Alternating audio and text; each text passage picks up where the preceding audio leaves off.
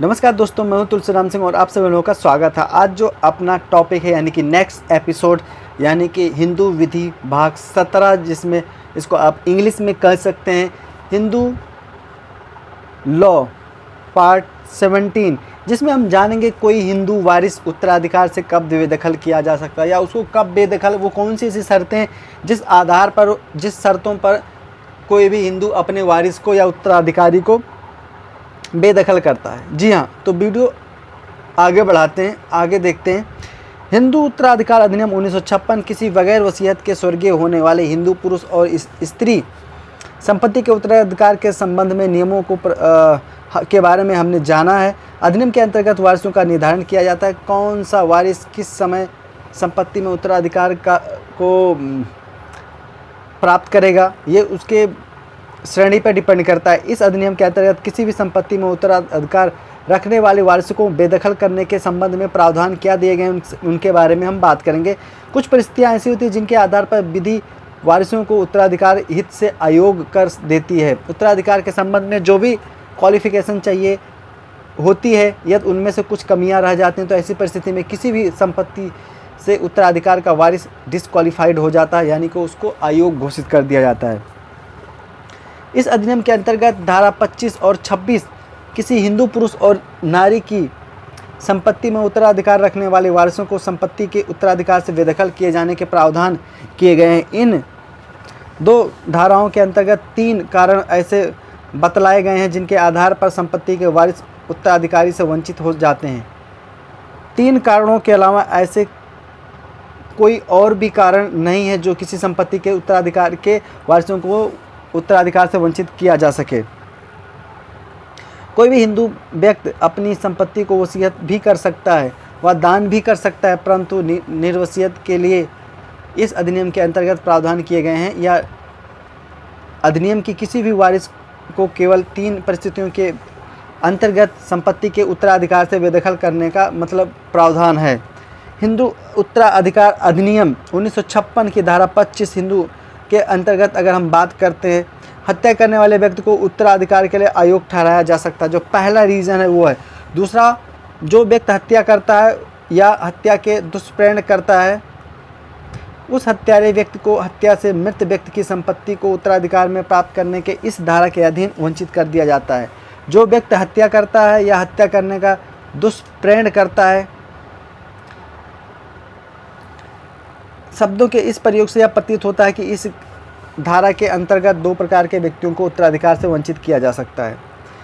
या कोई व्यक्ति किसी की हत्या करने की कोशिश करता है या हत्या कर देता है, तो उसको भी उत्तराधिकार की जो योग्यता होती है उससे अयोग्य ठहराया जाएगा। वह व्यक्ति जिसने हत्या की है, जिस व्यक्ति के दुष्प्रेरण के लिए परिणाम स्वरूप हत्या कारित हुई है। देखो वो भैया, एक तो वो हत्या उसको भी उत्तराधिकार के अधिकार से अयोग्य घोषित किया जा सकता है, वह जिसने हत्या किया। दूसरा, वह जिसने करवाने में मदद की है। यहाँ पे 120B आप लोगों ने सुना होगा, सेक्शन 120B।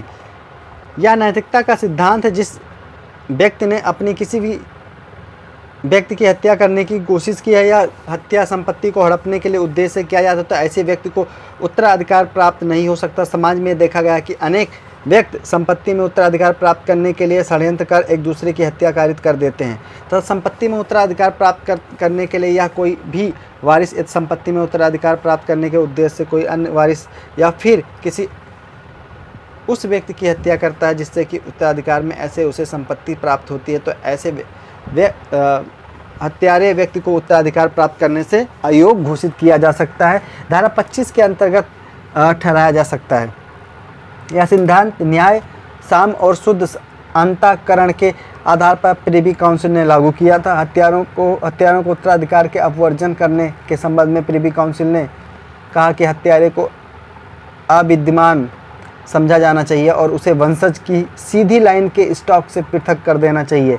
प्रिवी काउंसिल ने इस ही मत को हिंदू उत्तराधिकार अधिनियम 1956 के अंतर्गत भी स्थान दिया, क्योंकि यह समान सी बात है। यदि कोई व्यक्ति किसी की हत्या कारित करके संपत्ति में उत्तराधिकार प्राप्त करने का प्रयास कर रहा है, तो ऐसे व्यक्ति को फौरन उत्तराधिकार के अधिकारों से वंचित कर दिया जाना चाहिए।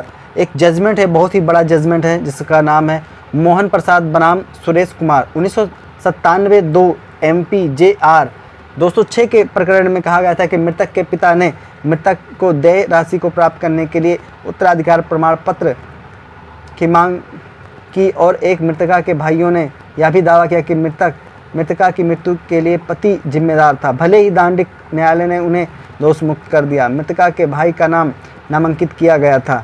नाम निर्दिष्ट व्यक्ति का यह कार्य है कि वह धनराशि प्राप्त करे और उसे मृतक के उत्तराधिकार के में विभाजित करते हैं। इसके लिए अतिरिक्त मृतका की राशि स्त्री धन भी थी। धारा 25 के प्रतिबंधों के अनुसार पति को उत्तराधिकार का अधिकार नहीं माना गया है। पंजाब के प्रकरण में श्रीमती बीरो बनाम वंता सिंह AIR 1980 पंजाब 164 के प्रकरण में यदि कोई व्यक्ति कहा गया था कि यदि कोई व्यक्ति किसी भी व्यक्ति को ऐसी शारीरिक चोट पहुंचाता है जिसके परिणाम स्वरूप घायल व्यक्ति की मृत्यु होने की संभावना उत्पन्न हो जाती है तो अपराधी को उत्तराधिकार से वर्जित कर दिया जाएगा। भारतीय दंड संहिता की धारा 299 300 को पढ़ने से तथा उन पर गंभीरतापूर्वक विचार करने से यह स्पष्ट होता है कि वादी के प्रति द्वारा पारित किए गए अपराध को स्पष्ट हत्या का अपराध होना पाया जाता है। इसलिए अपराधी के अपराध को भारतीय दंड संहिता की धारा 302 में से किसी भी के अंदर आने वाला अपराध नहीं माना जा सकता है। अधिनियम की धारा 25 के अंतर्गत एक विभेद यह है कि यहाँ की केवल हत्या करने वाले वारिस को ही बेदखल करती है, जबकि उस वारिस की भी संतान या उस संपत्ति में उत्तराधिकार प्राप्त करने के अधिकार रखती हैं जो हत्यारे व्यक्ति की संज्ञा संतान यदि हत्या से मृत व्यक्ति के वारिस के रूप में अपने व्यक्तिगत संबंध के कारण हत्या के मृत व्यक्ति का उत्तराधिकारी तथा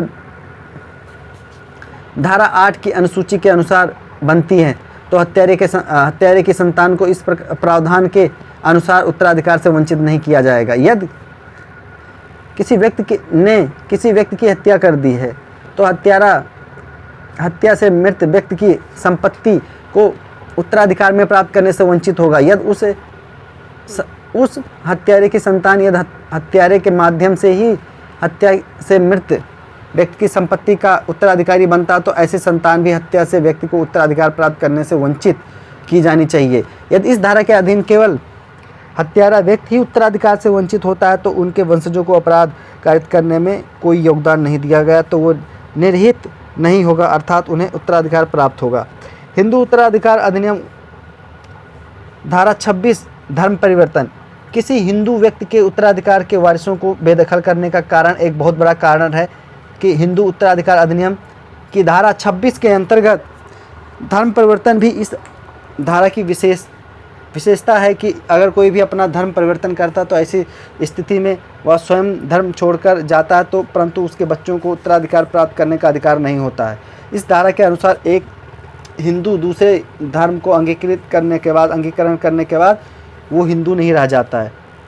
उसके ऐसे धर्म परिवर्तन करने के पश्चात उत्पन्न हुई संतान तथा उसके वंशज किसी भी हिंदू नातेदारी की संपत्ति को उत्तराधिकार में प्राप्त करने के लिए निर्योग हो जाते हैं, क्योंकि यह अधिनियम इस बात की धारा 2 के अनुसार केवल हिंदुओं पर लागू होता है और वो कौन हैं। इस संबंध में इस अधिनियम में संपूर्ण उल्लेख किया जा चुका है कि अब यदि कोई व्यक्ति धर्म परिवर्तन करने के कारण हिंदू नहीं रह गया तो इस स्थिति में वो अधिनियम के अंतर्गत उसे उत्तराधिकार नहीं दिया जा सकता है।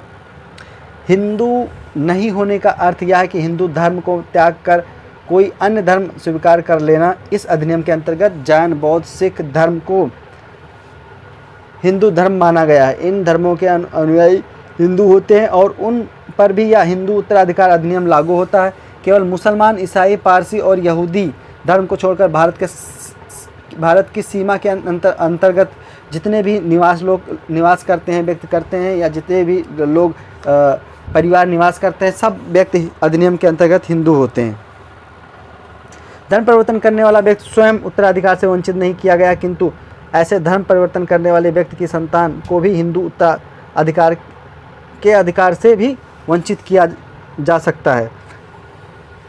इसी प्रकार धर्म परिवर्तन से उत्पन्न संतान को भी हिंदू रिश्तेदार की संपत्ति को उत्तराधिकार में प्राप्त करने से वंचित नहीं किया जा सकता। यदि हिंदू धर्म को छोड़कर किसी अन्य धर्म को अंगीकृत करने वाला व्यक्ति वंशज उत्तराधिकार के खुलने के समय हिंदू ही थे तो उन्हें उत्तराधिकार प्राप्त करने का निर्योग नहीं माना जाएगा। बीमारी के कारण किसी व्यक्ति को उत्तराधिकार से बेदखल नहीं किया जाएगा।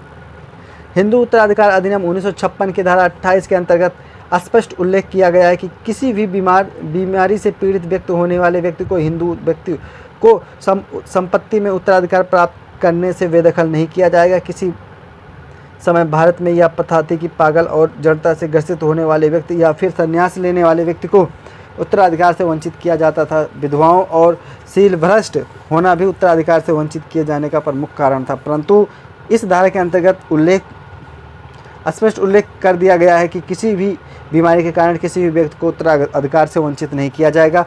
भारत के समाज में अशिक्षित होने के कारण अनेक स्थानों पर विधवा स्त्री पर व्यभिचार के आरोप लगाकर उन्हें शील भ्रष्ट करार देकर उत्तराधिकार से वंचित किया जाता था, किंतु हिंदू उत्तराधिकार अधिनियम 1956 एक क्रांतिकारी अधिनियम है। भारत के संसद द्वारा यह क्रांतिकारी प्रयास किया गया कि समाज के उत्तराधिकार संबंधित समस्त कुरीतियों को अंत करना होगा और यह अधिनियम केवल इन तीनों कारणों पर ही अपने किसी व्यक्ति को संपत्ति से बेदखल कर सकता है। इसी कारण से इसके अलावा कोई भी और किसी को उत्तराधिकार प्राप्त करने से वंचित नहीं किया जाएगा। जय लक्ष्मी अम्माल बनाम टीवी गणेश अय्यर AIR 1972 मद्रास 357 के प्रकरण में न्यायालय के समक्ष यह प्रश्न प्रस्तुत किया गया था कि निर्वसियत मृतक हिंदू की विधवा शील भ्रष्ट हो जाने की वजह से उसके द्वारा छोड़ी गई संपत्ति को प्राप्त करने से वंचित की दी जानी चाहिए था या नहीं। न्यायालय ने अभी निर्धारित किया कि विधवा का शील भ्रष्ट होना ऐसी स्थिति में निर्योग्यता नहीं है जिसके आधार पर उसे अपने मृत पति की संपदा को विरासत में प्राप्त करने से रोका दिया जाना चाहिए। हिंदू उत्तराधिकार अधिनियम अयोग्यता संबंधी जो अस्पष्ट प्रावधान जिनके अतिरिक्त अन्य कोई अयोग्यता उत्तराधिकार के मामले में अधिरोपित नहीं की जा सकती। इस प्रकरण में यह स्पष्ट होता है कि किसी को नैतिक या चारित्रिक आधार पर भी उत्तराधिकार से वंचित नहीं किया जा सकता है। विधि स्पष्ट, न्याय और साम्य पर आधारित है। दोस्तों, वीडियो आपको कैसी लगी एक बार कमेंट करके ज़रूर बताना। मैं फिर मिलूंगा ऐसे लीगल टॉपिक अपडेट लेकर, लीगल टॉपिक वीडियो लेकर। आप लोगों को बताना चाहूँगा, देखिए समय के साथ साथ इसमें बड़े सारे आपके ज्ञान को बढ़ाने की कोशिश की जा रही है और समय समय पर इसमें अपडेट भी देते जा रहे हैं। और आप लोगों को जैसे कि ऑडियो लॉग जो लाइब्रेरी हमारी है, पॉडकास्ट है, जिसमें हम अब तक 17 एपिसोड अपलोड कर चुके हैं। आगे कंटिन्यू जारी रहेगा। हिंदू विधि जो भी है इसमें उत्तराधिकार या जो भी है स्टेप बाय स्टेप जारी रहेगा। तो आप अगर इस चैनल पर नए हैं तो फटाफट सब्सक्राइब कर लीजिए, क्योंकि ये आप जो चैनल है आपके लीगल नॉलेज को बढ़ाने के लिए बहुत ज़्यादा योगदान देगा। अगर आपका कोई सवाल है तो आप हमें कमेंट करके पूछ सकते हैं। जय हिंद।